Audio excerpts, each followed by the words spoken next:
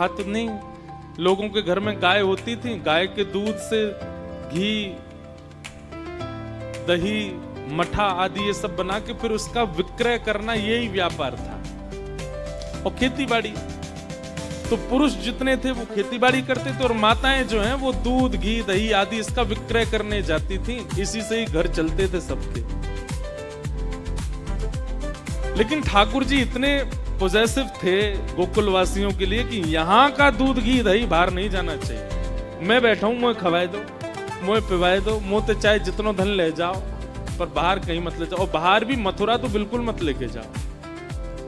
तो ठाकुर जी क्या करते थे कि मथुरा जाने वाले मार्ग पर एक नाका बना देते थे।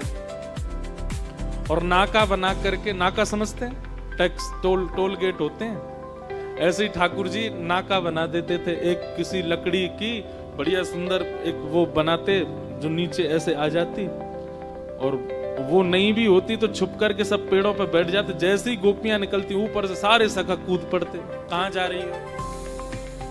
अरे हम दही, दूध, घी आदि मक्खन बेचवे जा रही हैं। तो फिर ठाकुर जी बोले मार्ग को कर प्रदान करो। मतलब अरे वृंदावन से मथुरा जावे को कोई मार्ग थोड़ी है, ये तो हमारे दादा परदादा परदादा ने चल चल के ये मार्ग बनाए हुए। गोपी ने कही अच्छा तुम्हारे पिताजी को बोलो। और नहीं, पिताजी नहीं, परदादा को मार गए हमारे को। हमारो अधिकार है कर लेवे को। और फिर कर कैसा लेते हैं ठाकुर जी? इतने बड़े बड़े पत्तल लेकर के आते हैं। बोले जब तक ये पत्तल ऐसी इतनी नहीं भर जाए कि नए खिलवे पे छलके को नीचे, तब तक देती रहो। आधे आधे मटका सबन के खत्म हो जाए। फिर वो पावे, मधुमंगल पावे, सीदामा पावे, तनसुका, मनसुका, धनसुका सबरे पावे। गोपियों का फिर व्यापार नहीं हो पाता। इसलिए गोपियां मार्ग बदल बदल करके जाती हैं कि कन्हैया नहीं मिल जाए रास्ता में। लेकिन अद्भुत है ब्रज की लीला। गोपियों को विक्रय भी करना है और ये भी चाहिए कि श्याम सुंदर रास्ते में आके रोकें। अगर गोपियों को मार्ग में ठाकुर जी नहीं मिलते और सही सलामत गोपियां पहुंच जाती हैं तो उनका मन नहीं लगता। कोई आकर के कहे हाँ दही कहा भाव दियो, अब तो जितना चाहिए ले जा। मतलब अरे भाव तो बता, कहाँ भाव चाहिए तो ले, नहीं तो चलो जा। अरे कछू तो बता कितने रुपया में? बोले कछू भी दे जाए। क्यों ऐसे क्यों है रही है? आज श्याम सुंदर नहीं मिले, आज श्याम सुंदर ने भोग नहीं लगाया हमारे दही को, हमारे मक्खन को।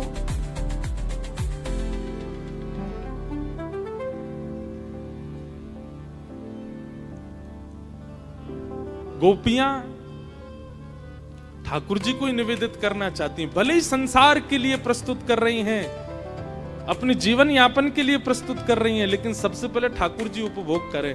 ये स्थिति गोपी की है। हमारा स्वभाव कैसा है?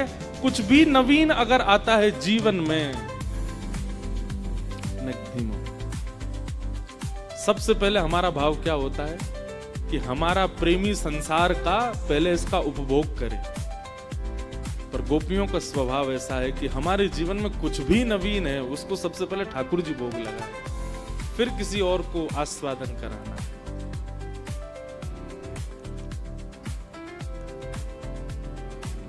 एक बार महाराज जी किशोरी जी आई, ठाकुर जी तो बोली तुम्हें शर्म ना आवे? ठाकुर जी बोले ना आवे।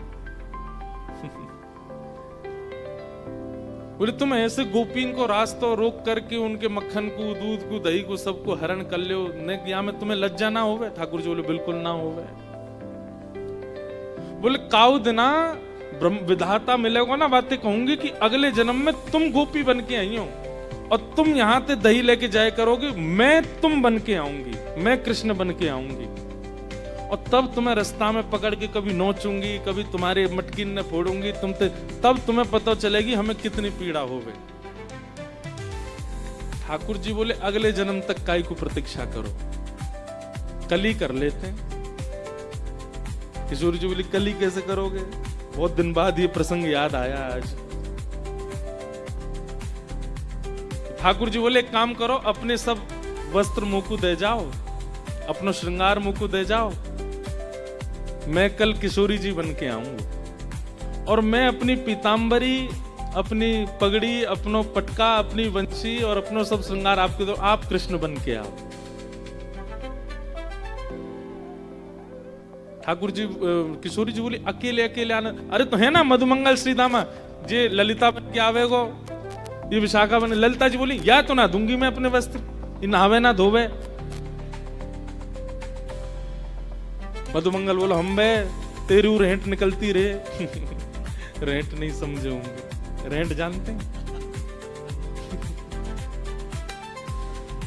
यहाँ निकली रहती है ना, उसको कहते हैं रेंट ब्रज भाषा में। मधुमंगल बोलो हेरी विशाखा बड़ी इतराए रही है, रोज नहा के आवे, तेरू रेंट निकलती रे। ठाकुर जी बोले देखो लड़ो झगड़ो नहीं, मैं श्री जी के वस्त्र पहन के आऊंगो और मैं मटकी सिर पे धर के लाऊंगो, और मधुमंगल है का ललता बन के आवेगो, श्रीदामा विशाखा बन के आवेगो, तन सुखा मन सुखा धन सुखा, ये सब ये चित्रा सखी इंदु लेखा आदि ये सब बन के आवेंगे। और कल हम देखें, हमें भी अनुभव हो कि भाई तुम्हें कितना कष्ट होवे। श्री जी बोली देख लियो, जैसे जैसे आप करते हो बिल्कुल वैसे ही करूंगी मैं। ठाकुर जी बोले हाँ करियो। और अगले दिन आहा क्या छवि बनी है ठाकुर जी की।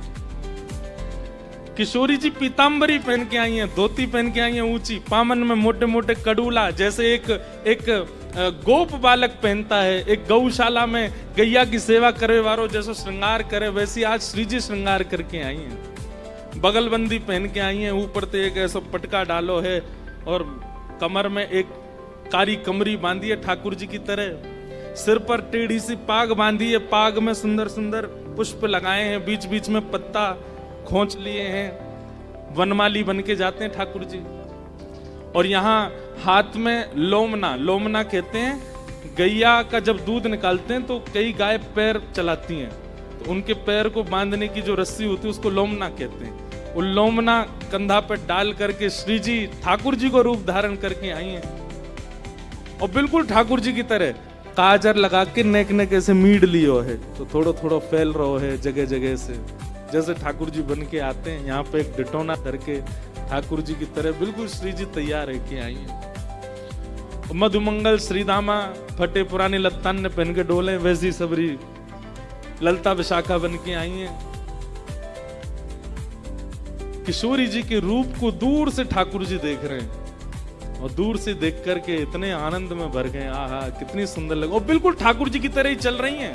जैसे ठाकुर जी टेढ़े मेढ़े है के चलें, बेर बेर में ऐसे खड़े रह जाएं, पामन ने त्रिभंगी कर लें, ऐसी किशोरी जी बिल्कुल मानो श्याम सुंदर के रूप में आ जाइए।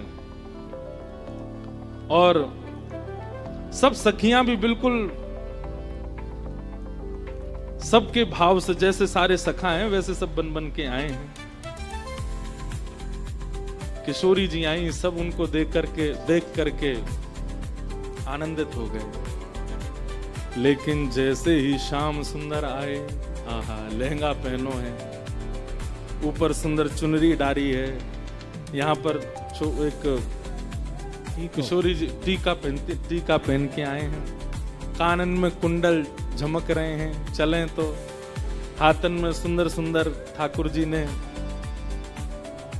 चूड़ी पहनी है, पामन में पाजेब पहनी है, और जैसे श्री जी चलती हैं बिल्कुल वैसे ठाकुर जी चाल चलते आ रहे हैं। रखी है एक मटकी सिर पर धर रखी है, और ठाकुर जी मधुर चाल से चलते आ रहे हैं।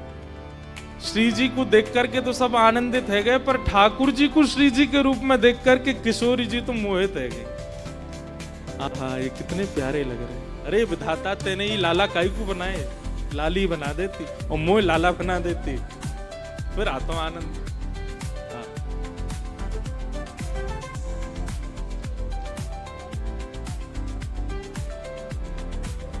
हमारे ब्रज में पद गाते हैं, जैसे ही ठाकुर जी निकले, श्री जी कमर पे हाथ धर करके महाराज ठाकुर जी को देख रही हैं। ठाकुर जी ऐसे सिर्फ अपने मुंह में पल्लू से छुपाए करके, और मधुमंगल श्रीदामा ये सखी बन के आए, कह रहे ये देखो सामने श्याम सुंदर खड़े हैं, श्री जी को कह रहे हैं देखो श्याम सुंदर खड़े हैं, यहाँ से चलो, पीछे से भाग के, वहां से भाग के जाते हैं, श्री जी वहां आ जाते, अरे कहाँ को जा रही है अरे नई नई नवेली दुल्हन। जैसे ठाकुर जी बोलते हैं बिल्कुल वैसे ही बोल रही है, और ठाकुर जी वैसे ही संकोच कर रहे हैं जैसे श्री जी करती हैं। इतना सुंदर दृश्य प्रकट हुआ है वृंदावन में। इतने में गिलोल बोलते, क्या बोलते हैं उसको, आपके यहाँ क्या बोलते हैं, गिलोल बोलते हैं।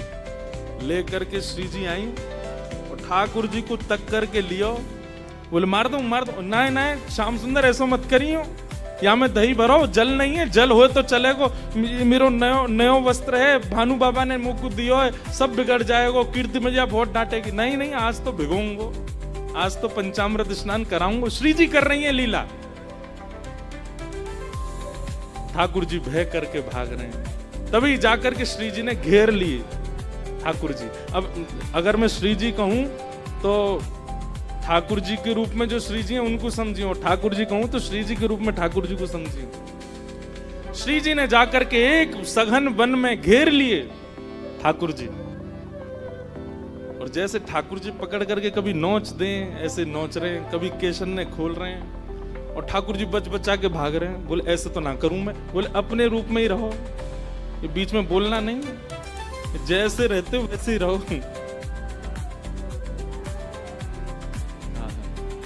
चारों तरफ से घेर लिया है सखियों ने ग्वाल रूप में, और बीच में किशोरी जी के रूप में ठाकुर जी, तंसुका मनसुका सब सखी बनकर के बीच में घबरा रहे हैं, कांप रहे हैं, खड़े हैं, और चारों तरफ सब सखा अपने अपने डंडा ने लेके खड़े हैं। बोले अब बताओ कहां को जाओगे।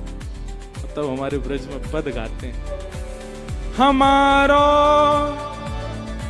श्री जी गा रही हैं, ठाकुर जी के रूप में श्री जी गा रही हैं, और ठाकुर जी से कह रहे हैं हमारो दान दे जारी, हमारो दान दे जारी, नहीं दधी बेक बेवारी, हमारो दान दे जारी, नहीं दध बेच बेवारी, हमारो दान दे जारी, नहीं दधी बेक बेवारी, हमारो दान दे जारी,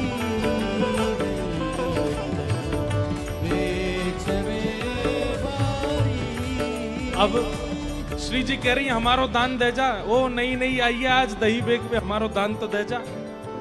ठाकुर जी कह रहे हैं काय बात को दान, मार्ग को कर एक ही बार दियो जाए, और वो हम दे चुके हैं, अब दोबारा काय को देनो है। तो श्री जी कह रही हैं कि भैया जब कोई नई गोपी जावे ना, तो नई गोपी जब हमारे मार्ग पे आवे तो वाक्य मार्ग पे आवे को भी हम दान ले में। आज ये नई नवेली सखी पहली बार दान करवे जा रही है, या को तो कर हम लेंगे। आहा, ठाकुर जी कह रहे कहां से नहीं लग रही हूं, नई अगिया नई साड़ी, भ्रकुटिया नई अगिया नई साड़ी, मटुकिया शीश पे भारी, नई अगिया नई साड़ी, मटुकिया शीश पे भारी, नई अगिया नई साड़ी, मटुकिया शीश पे भारी, नई अगिया नई साड़ी, मटुकिया शीश पे भारी। श्री जी कह रही हैं देखो नई साड़ी पहन के नयो नयो सो अंगया को ऐसी बढ़िया लग रही है, और भारी मटकी सिर पे लेके वाकू बचावे के काजे ऐसी संभल के चल रही है।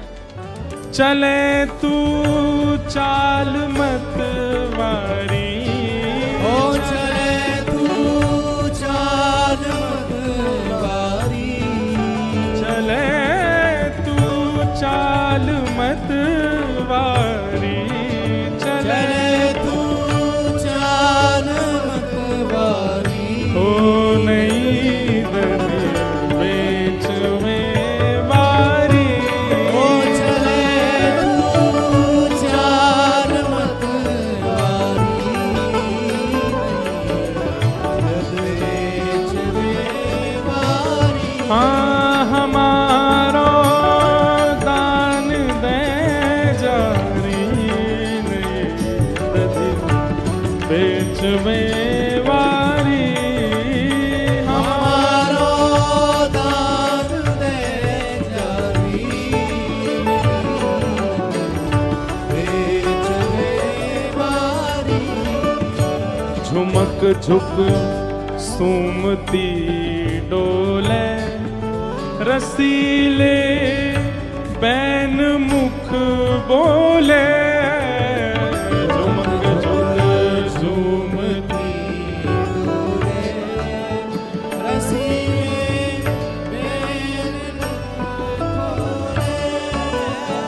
झुमक झुक झूमती डोले रसीले बैन मुख बोले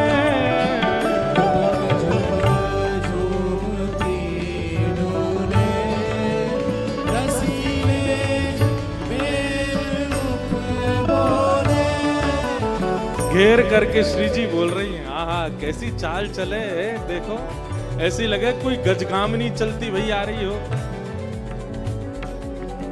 ठाकुर जी को कह रही हैं ठाकुर जी घूंघट करके अरे छैल छबीले आ गए हो मार्ग में ऐसे ऐसे दूसरे इनकी नारी इनको देखे करें। ठाकुर जी इतने में हाथ पकड़ेंगे दूसरे इनकी थोड़े ही हो आप तो हमारी हो अपनी इनको तो देख ही सकूं मैं। ठाकुर जी घूंघट करके चल रहे हैं तो श्री जी कह रही हैं ये घूंघट क्यों नहीं खोले ये घूंघट क्यों नहीं खोले ये घूंघट क्यों नहीं खोले ये घूंघट क्यों नहीं खोले मरी जाए लाज की मारी ये घूंघट क्यों नहीं खोले मरी जाए लाज की मारी हे हमारो दान दे जारी नहीं तजी बेक बेवारी हमारो दान दे जारी बेच बेवारी हमारो दान दे जारी नहीं बेच बेमारी हमारो दान दे जारी बेच बेवारी बेच बेमारी बेच बेवारी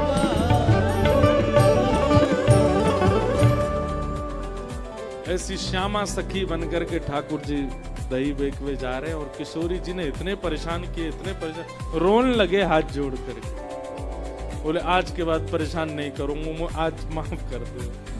तब श्री जी ने बोले नहीं नहीं ये तो आपको सुख है आपको विलास है आप क्या सोचें कि इन गोपीन को मन ना करे कि आप बीच मार्ग में मिलो इनको भी तो मन करे ये तो केवल आपको एक लीला प्रकट करके सुख करावे के काजे ये लीला भाई ऐसे प्रिया प्रियतम हमारी लीला करें। तो नौका विहार की प्रथम लीला दान से ही शुरू होती है।